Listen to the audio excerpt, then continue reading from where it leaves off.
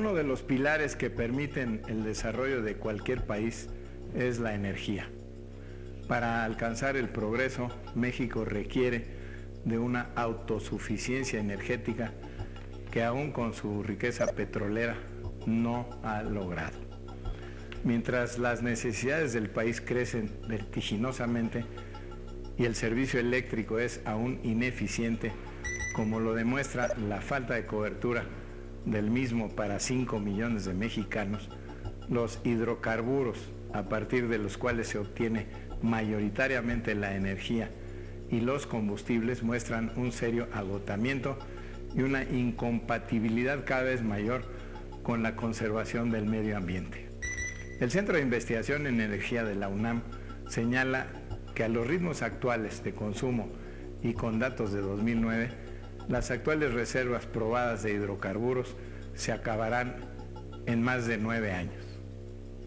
México requiere urgentemente un cambio de paradigma energético que incluya la racionalización del consumo y la generación sustentable y equitativa, al tiempo que preserve la soberanía nacional. La piedra angular de este cambio debe ser una transformación completa de las formas en que hoy producimos, distribuimos y consumimos la energía. Es en este contexto en donde las energías renovables provenientes de fuentes muy abundantes y capaces de regenerarse por medios naturales juegan un papel primordial, y es lo que hoy proponemos analizar. Bienvenidos a Creando Conciencia. A lo largo de la historia, los humanos hemos requerido de diversas fuentes de energía para sobrevivir y para evolucionar como sociedad. Desde entonces, las principales fuentes de energía se obtuvieron de recursos naturales como la leña y otros materiales orgánicos. Aún la revolución industrial requirió de la utilización del viento y el agua para generar la máquina de vapor. La energía hidráulica fue el principal motor de la industrialización de nuestro país en el siglo XIX. Ingenios azucareros y fábricas de hilados y tejidos con ruedas hidráulicas se multiplicaron en muchas regiones del país. Fue en el último tercio del siglo que las ruedas se sustituyeron por turbinas hidráulicas y comenzó la generación de electricidad con esta tecnología. La energía hidráulica siguió desempeñando un papel importante en la oferta interna de energía, pero su participación decayó durante la primera mitad del siglo XX ante el gran crecimiento en la utilización de combustibles fósiles, impulsado, entre otros factores, por la disponibilidad de petrolíferos y de gas natural, entonces baratos.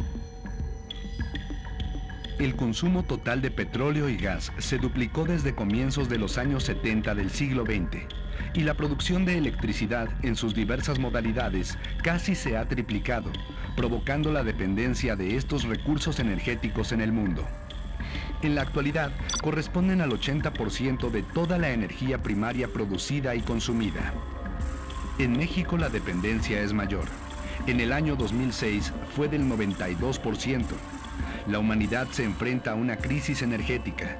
Diferentes estudios geológicos indican que el cenit en la producción mundial del petróleo será alcanzado en esta o a más tardar la siguiente década. A partir de ese momento la producción disminuirá pese a los esfuerzos por evitarlo. Pemex no ha sido rentable desde 2006. Actualmente importa un 41% de la gasolina que consume debido a su falta de capacidad de refinación.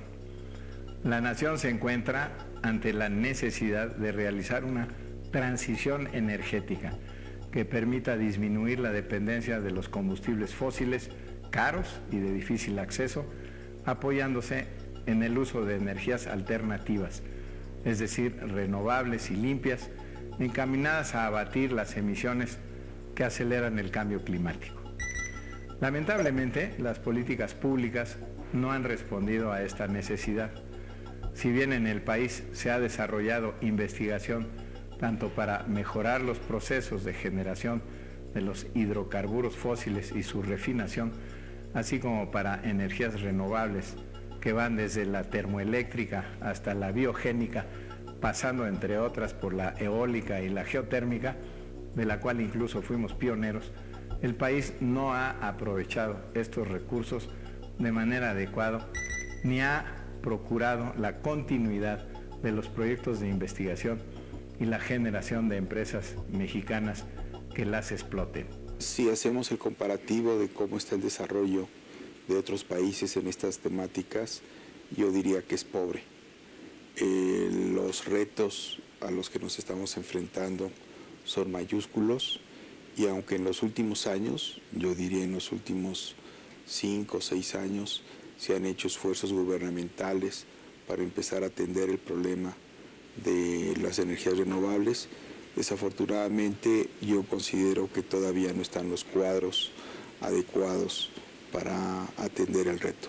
Existe un Instituto Mexicano de Petróleo cada vez más abandonado, no existe un Instituto Mexicano de Energías Renovables, por ejemplo, y estamos muy atados en términos de energías alternativas, que es una fracción mínima, a la gran hidroelectricidad, que tiene que ver mucho con la gran ingeniería de los 70s, atada a mega obras altamente devastadoras en términos de la inundación, que genera de zonas biodiversas en muchos casos, emiten dióxido de carbono, se emite dióxido de metano, entonces también contribuyen al calentamiento global.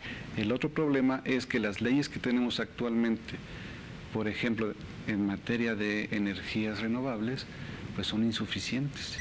Simplemente la ley que regula, y que incluso en su nombre regula la transición energética, carece de una definición de a qué nos referimos con transición energética. Existe una ley de energías renovables, que es una ley fundamentalmente ataca a la parte eléctrica, no es una ley integral.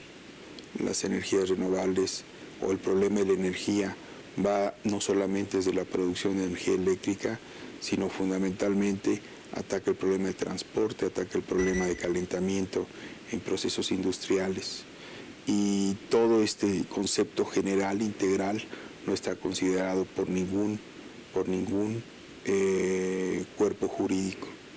De tal suerte que efectivamente sí estamos atendiendo los problemas, pero desde mi punto de vista se está atendiendo en forma parcializada. Y eso impide que haya una estrategia realmente integral al problema. La Comisión Federal de Electricidad y la ahora extinta Luz y Fuerza del Centro han sido las empresas estatales que han provisto de energía eléctrica a México. La Comisión Federal de Electricidad genera poco más del 80% del total de la energía y cuenta con el 96% de la red nacional de transmisión. Atiende a 22.9 millones de usuarios, mientras que Luz y Fuerza del Centro atendía a más de 5 millones. Las comunidades aisladas de la red eléctrica por el alto costo de extensión de la misma siguen satisfaciendo sus necesidades con los fogones tradicionales de leña, utilizados para cocción y para calefacción en viviendas. Pero no solo son las comunidades aisladas las que han encontrado en los recursos naturales una posibilidad energética. La leña, por ejemplo, se utiliza en microempresas y en pequeñas industrias para la producción de cerámica, ladrillos, pan y otros productos. En las últimas décadas se han desarrollado distintos modelos de estufas y hornos de leña mejorados con el fin de reducir los impactos en la salud que provoca el humo de los fogones tradicionales, así como reducir el consumo de leña. En México, el uso tradicional de la leña aporta el 3% de oferta interna y el 28% de la energía consumida por el sector residencial. Se estima que este combustible es usado por alrededor de una cuarta parte de la población por medio de fogones tradicionales. En México, el bagazo de caña es, después de la leña, la principal fuente de bioenergía que se utiliza en ingenios azucareros para la producción de calor y de electricidad para consumo del propio ingenio. En materia energética, estamos en la fase de declinación de la era del petróleo y de las energías fósiles, tanto por la disminución de las reservas de hidrocarburos y su creciente costo de exploración y extracción, como por su impacto ambiental en el calentamiento global. Existen limitaciones legales y constitucionales a la participación privada en el sector energético. Para el caso específico de la generación de energía eléctrica, la Ley del Servicio Público de Energía Eléctrica solamente permite la generación a particulares a través de permisos para casos específicos que podrán incluir transmisión, transformación y entrega de la energía eléctrica a los respectivos beneficiarios.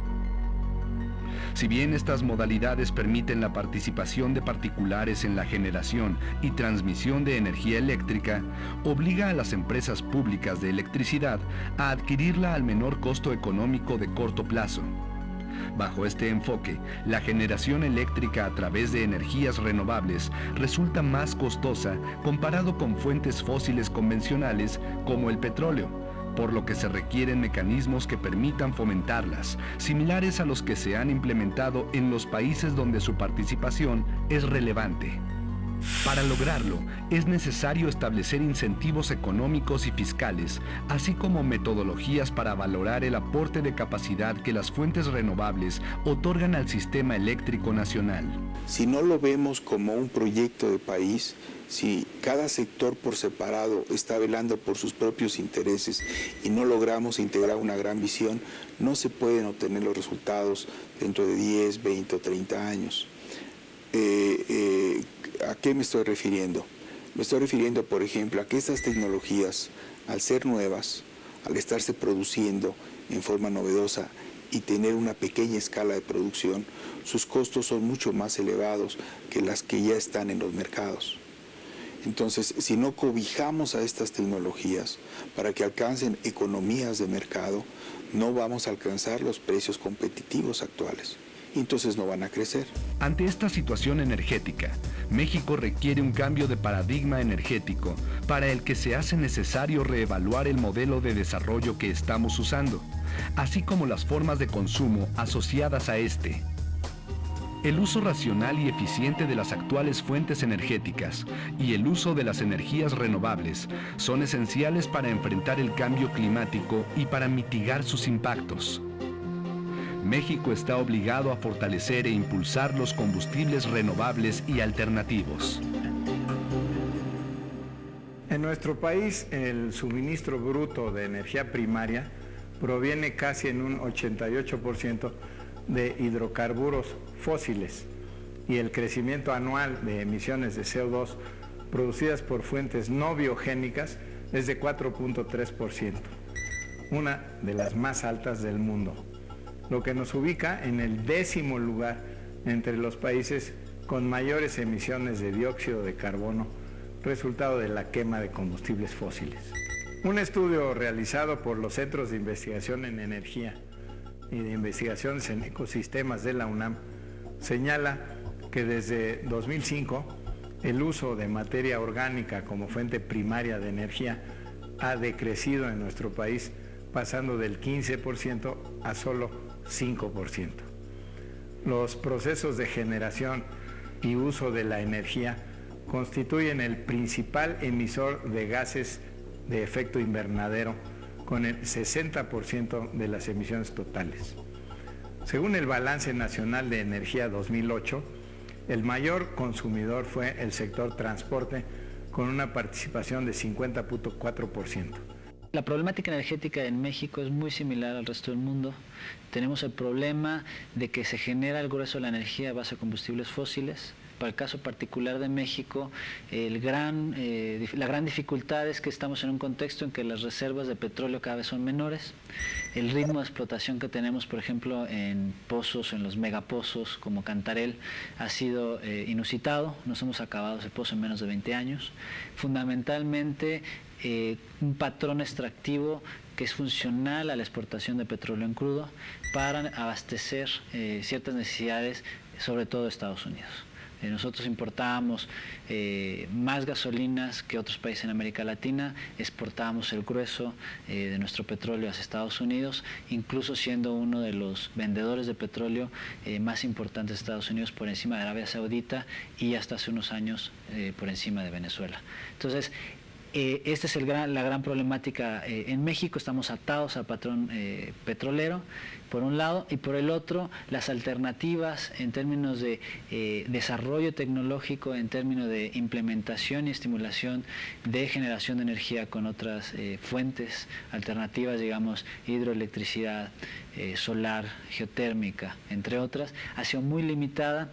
Se debe a varios factores, fundamentalmente a una limitación en la legislación. Hay una legislación que no está incentivando el desarrollo tecnológico, no está formando técnicos. El problema que existe es que no hay fundamento constitucional en materia de energías renovables.